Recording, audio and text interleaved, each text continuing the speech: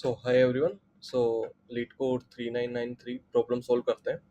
Maximum value of an alternating sequence. तो problem क्या है कि आपको तीन इंटीजर दिए हुए हैं, थ्री इंटीजर गिवन आपको, n, s and n. A sequence of integer of length n is considered valid. वो वैलिड होगी जो इसका स्टार्टिंग पॉइंट है वो क्या होना चाहिए, जो गिवन नंबर है एस वो होना चाहिए, और सीक्वेंस जो होगी वो अल्टरनेटिंग होनी चाहिए। दैट मीन्स अगर जी सीक्वेंस ऑफ जीरो बड़ा है सीक्वेंस वन से तो सीक्वेंस टू छोटा होगा, देन अल्टरनेट होनी चाहिए, सीक्वेंस टू बड़ा होना चाहिए सीक्वेंस थ्री से। या फिर दूसरा केस, अगर सीक्वेंस जीरो छोटा है तो सीक्वेंस वन उससे बड़ा होना चाहिए, सीक्वेंस टू उससे छोटा होना चाहिए, और ये अल्टरनेट होना चाहिए। और किसी भी दो एडजेसेंट पेयर के बीच का जो डिफरेंस है वो लेस देन एम होना चाहिए। तो एक एग्जांपल लेते हैं। Let suppose n equals to 4 दिया हुआ है, दैट मीन्स अपन को चार लेंथ की एक सीक्वेंस बनानी है। ठीक है, एस की वैल्यू स्टार्ट होनी चाहिए 3 से, तो यहां पे वैल्यू स्टार्ट होनी चाहिए 3 से। ठीक है, और क्या होगा, बीच का डिफरेंस मतलब जो नेक्स्ट एलिमेंट आएगा या तो वो बड़ा होगा या वो छोटा होगा, तो उसकी एक्सट्रीम वैल्यू क्या क्या हो सकती है। डिफरेंस जो है ना वो 5 से छोटा ही होना चाहिए। दैट मीन्स ये वाला एलिमेंट मैक्सिमम हो सकता है 8। ओके, और ये स्मॉलेस्ट कितना हो सकता है, ये स्मॉलेस्ट हो सकता है -2। ठीक है, तो ये दो वैल्यू यहां पे पॉसिबल है। नाउ लेट सपोज अगर अपन ने इसमें वैल्यू ले ली 8, तो ये जो पेयर है उसमें 8 बड़ा हो गया, तो जो नेक्स्ट एलिमेंट होगा वो 8 से छोटा ही होगा। अब नेक्स्ट एलिमेंट की कौन सी वैल्यू हो सकती है यहाँ पे, 8 + 5, मैक्सिमम वैल्यू हो सकती है 13, और मिनिमम वैल्यू क्या हो सकती है 2, बिकॉज सो मैक्सिमम डिफरेंस 5 रखना है। तो यहाँ पे चलते हैं 8, और यहाँ पे वैल्यू अगर मैं ले लेता हूँ let suppose 7, because 7 is a valid value, right. And next value let suppose मैं लेता हूँ 12, तो यहाँ पे इस चार लेंथ की जो सीक्वेंस है उसमें मैक्सिमम वैल्यू क्या आई, 12। सेम इसी तरीके से टू लेंथ की स्टार्ट 4 से एंड m इक्वल्स टू 3। ठीक है, so m equals to 3, that means 3 का डिफरेंस होना चाहिए। और यहाँ पे जो आंसर आ रहा है मैक्सिमम वैल्यू यहाँ पे क्या सीन हो रही है, 7 सीन हो रही है। ठीक है, तो इस प्रॉब्लम को कैसे अपन अप्रोच करेंगे। मेरे को पता है कि मेरा जो स्टार्टिंग पॉइंट है ना वो दे रखा है s। ठीक है, अब लेट सपोज मैं फर्स्ट केस की बात करता हूं जिसमें ये वाला जो एलिमेंट है, स्टार्ट वाला एलिमेंट, वो स्मॉल होता है। ठीक है, तो यहां पे नेक्स्ट एलिमेंट क्या होगा, नेक्स्ट एलिमेंट, बिकॉज मेरे को मैक्सिमम वैल्यू निकालनी है तो मैं एक्सट्रीम वैल्यू पे चला जाऊंगा। तो मैंने क्या बोला, नेक्स्ट एलिमेंट मेरा s + m होगा, राइट, बिकॉज मेरे को मैक्सिमम वैल्यू निकालनी है। तो s + m, let suppose s की वैल्यू थी 4 और m की वैल्यू 5 थी, तो यहाँ पे पॉसिबल वैल्यू क्या क्या आ सकती है, 4 के बाद में 5 भी आ सकता है बिकॉज डिफरेंस 1 हो गया, 6 भी आ सकता है डिफरेंस 2 हो गया, 7 भी आ सकता है डिफरेंस 3 हो गया, 8 भी आ सकता है डिफरेंस 4 हो गया, और 9 भी आ सकता है डिफरेंस 5 हो गया। सो कैन आई से यहाँ पे अगर मेरे को मैक्सिमम वैल्यू लेनी है तो मैक्सिमम वैल्यू 4 + 5 9 होगी। तो अभी तक की जो मेरी सीक्वेंस बनी है वो 4 और 9 बनी है। ये मैं फर्स्ट केस की बात कर रहा हूँ। ठीक है, जहां पे ये वाला एलिमेंट स्मॉल होता है। नाउ अब ये वाला एलिमेंट होगा ना, ये 9 से छोटा ही होगा, तो ये वाला एलिमेंट बड़ा हो गया।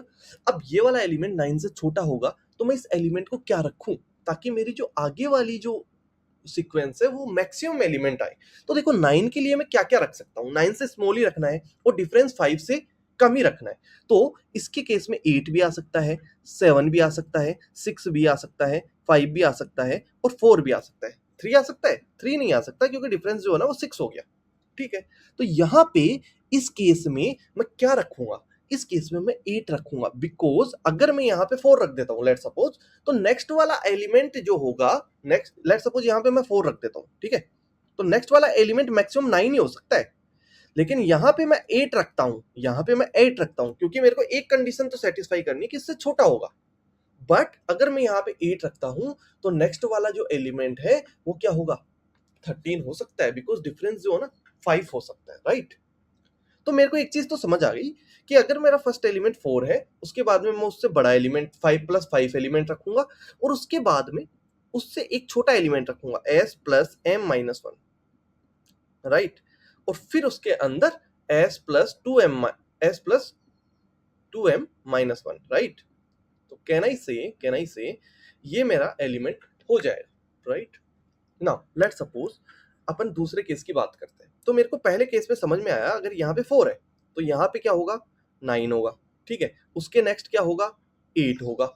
उसके नेक्स्ट क्या होगा, 13 होगा। उसके नेक्स्ट क्या होगा, 8 + 5 13। उसके नेक्स्ट इससे छोटा होना चाहिए, 12 होगा। उसके नेक्स्ट 17 होगा, करेक्ट, बिकॉज उससे बड़ा हो सकता है। Now next 16। तो ये मेरा फर्स्ट केस आ गया। दूसरा वाला केस देखते हैं, इसमें ये वाला एलिमेंट बड़ा है, सो मैंने रखा 4।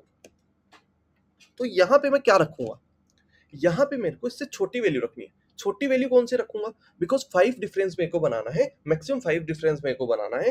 तो यहाँ पे मैं रख सकता हूँ 3 2 1 0 और -1। बट कौन सी वैल्यू मेरे को रखनी चाहिए कि नेक्स्ट वाला मैक्सिमम आ जाए, मेरे को रखनी चाहिए 3, करेक्ट ना। इसके आगे एलिमेंट कौन सा होगा, बिकॉज ये छोटा हो गया तो ये बड़ा हो सकता है। 3 + 5 8, बिकॉज मैक्सिमम वैल्यू मैं रखूंगा यहाँ पे, ठीक है। नेक्स्ट 8 से छोटा होना चाहिए तो 7, 7 + 5 12, ओके। 12 से एक छोटा होना चाहिए 11, 11 + 5 16। सो अगर आप यहाँ पे पैटर्न्स देख रहे हो तो क्या मैं बोल सकता हूँ ये वाली सीक्वेंस ही मेरे को मैक्सिमम देगी, क्योंकि यहां से यहां तक का मैक्सिमम 4। ये इस सीक्वेंस में ये वाला 3 आ रहा है, बट यहाँ पे 9 आ रहा है। ये वाला 8 आ रहा है, यहाँ पे 8 आ रहा है। यहाँ पे 7 आ रहा है, यहाँ पे 13 आ रहा है। तो किसी भी एक इंडेक्स पे मेरे को पता है कि ये वाला जो सीक्वेंस है ना, यही मेरे को नंबर देगी, राइट।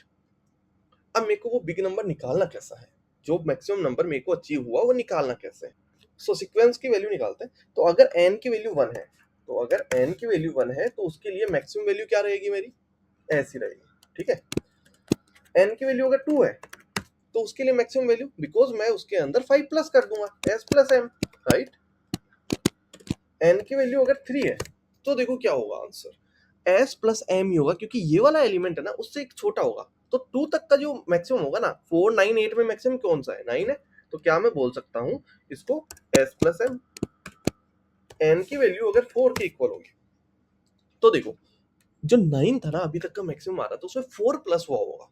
तो क्या मैं बोल सकता हूँ s + m + m - 1, correct. n की वैल्यू अगर होगी 5 तो उसके अंदर क्या होगा, s + m प्लस, अब देखो 5 के लिए तो वही होगा m - 1, right. m - 1, because number जो होगा वो छोटा हो गया होगा, राइट। अगर यहां तक 13 है तो 5 वाले में तो 12 आया होगा, तो 13 ही मैक्सिमम रहा होगा, करेक्ट। और n की वैल्यू अगर होती है 6 तो एक और m - 1 ऐड हो गया होगा, राइट। 13 के अंदर एक और m - 1 ऐड हो गया होगा, 17। दैट मींस कैन आई से +2 * m - 1, ठीक। n की वैल्यू जब होती है 7 तो कैन आई से n s + m +2 * m - 1, right. n की वैल्यू जब होती है 8 सो एक और ऐड हो गया होगा, राइट। सो 3 * m - 1। सो यहाँ पे अगर मेरे को एक चीज समझ में आ रही है तो मैक्सिमम वैल्यू क्या होगी, s + m तो सभी में आ रहा है, राइट, प्लस n/2, जो भी n/2 आ रहा है। जैसे 8 के केस में n/2 आया 4, इसके लिए n/2 आया, 7/2 के लिए आया 3, 6/2 के लिए आया 3। सो n/2 - 1, ठीक है, n/2 - 1 m - 1, ये होगी आपकी मैक्सिमम वैल्यू, ठीक है। सो अगर यहाँ पे 3 के केस के लिए देखें, 3 के केस के लिए देखें, s + 1 तो आ रहा है, 3/2 1, 1 - 1 0, ठीक है।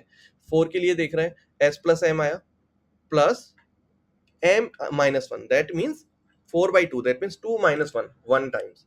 7 के लिए देखो, 7/2 3 - 1, दैट मींस 2, तो 2 * m - 1, ठीक है। तो इस फॉर्मूले को अप्लाई करते हैं यहाँ पे। सो मेरे को पता है कि जब n की वैल्यू जो होती है 1 होती है ना, उस केस में तो मेरे को सिंपली क्या रिटर्न करना है, रिटर्न s कर दो, ठीक है।